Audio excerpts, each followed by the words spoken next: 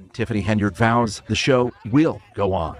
You told us on Election Day we haven't heard the last of you. What's next for you? It's a lot next for me. Stay tuned. We're witnessing the final meltdown of the Tiffany Henyard Iran baby. It's messy. The so-called supermayor of Dalton is officially out, voted out, forced out, dragged out, however you want to label it. She's gone.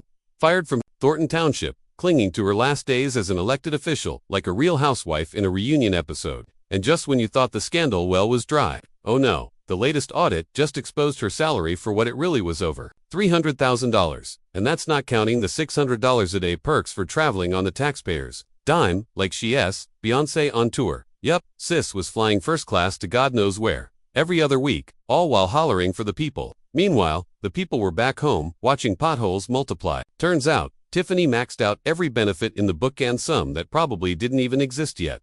The most shocking part, there are still folks defending her.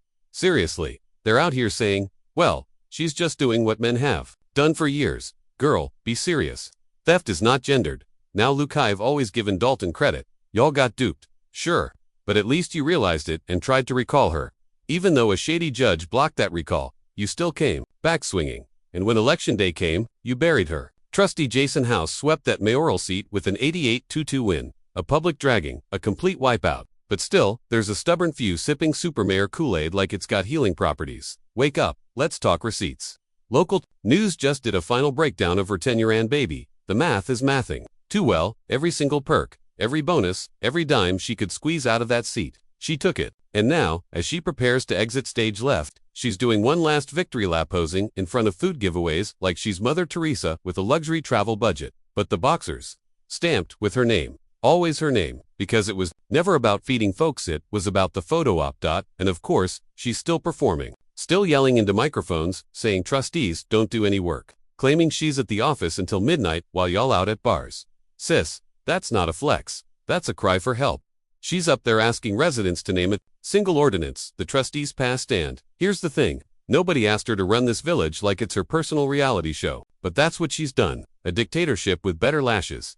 This ain't love. This is manipulation.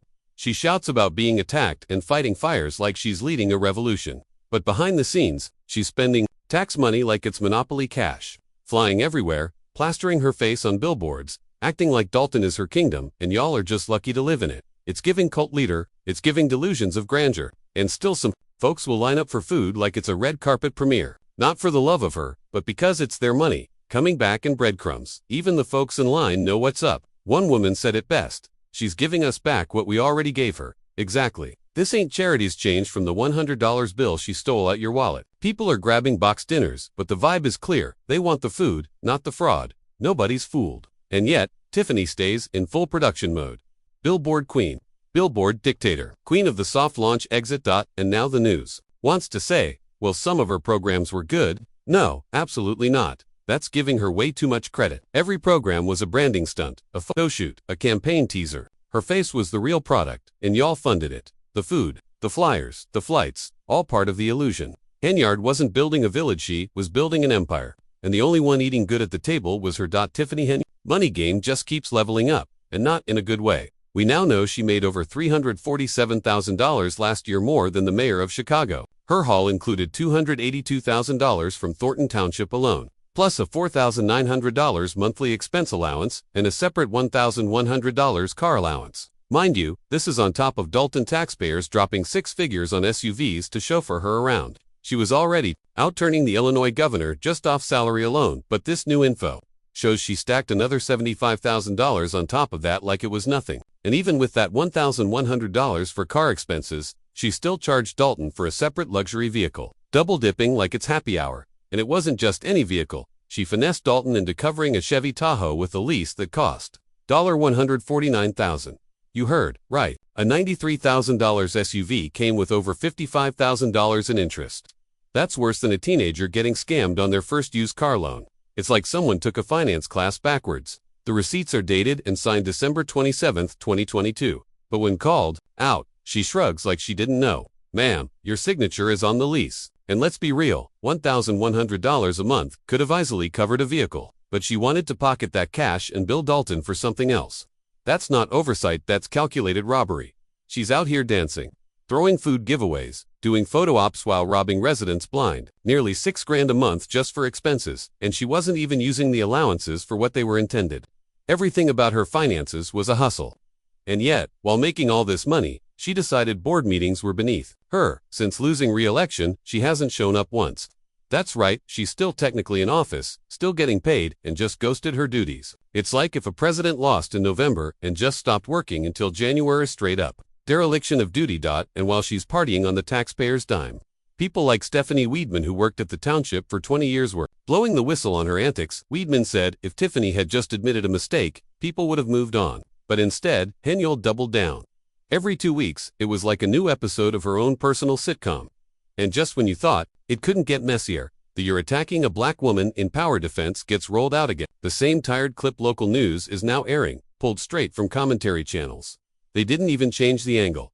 Look, let's be honest, this woman never cared about Dalton, never cared about Thornton. It was all about her. Power, perks, publicity. She didn't just steal headlines, she stole taxpayer dollars. So it's no surprise that in her final days in office, she's completely checked out.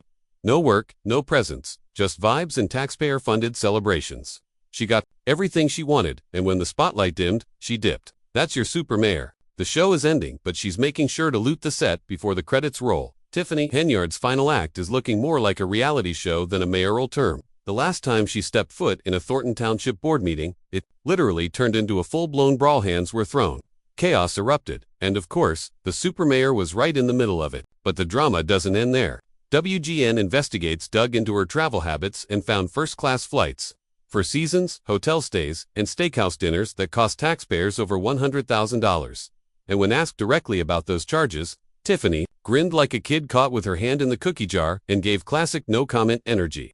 She said she doesn't handle the credit cards. Ma'am, you were on the plane. WGN even started recycling the same clips commentary channels have been airing for months, trying to resurrect the Supermayor saga like it's a lost season of Scandal TV. But the real kicker, that $600 per day travel perk. Yes, Thornton Township paid her $600 every time she traveled out of state, and $400 when she traveled within Illinois. That's on top of her $282,000 salary and nearly $6,000 in monthly allowances. And to make it worse, she allegedly didn't even use those per diems for expenses. She just kept the money and charged everything to the township credit card anyway. So technically, the supermayor was getting paid to leave the state and take vacations on the people's dime. Forget politics, this was straight up grift. Now her replacement at Thornton Township is already raising eyebrows. When asked about the outrageous pay, his response: "What you make is based on what you deliver. Sir, you're not LeBron James or a heart surgeon. You're a township supervisor. Comparing yourself to doctors and pro athletes just because you inherited a mess is a red flag with sirens." And while Dalton's new leadership is finally doing the cleanup work, Thornton's future looks like more of the same. Different face, same hustle. If you thought Tiffany was the end of the problem, think again. And somehow she still has fans. There are folks out here saying she's just doing what men have been doing for years. Okay then, show me, the man who did all this, staged food giveaways, plastered their face all over the city, leased $149,000 SUVs on garbage terms, skipped board meetings for weeks, racked up five-figure dinners and flights, and ended it all with a public brawl. Name him, go ahead, we'll wait. The truth is, Tiffany's downfall wasn't about gender. It was about power, ego, and complete financial recklessness. But as ridiculous as her reign was, the legend of the supermayor lives on.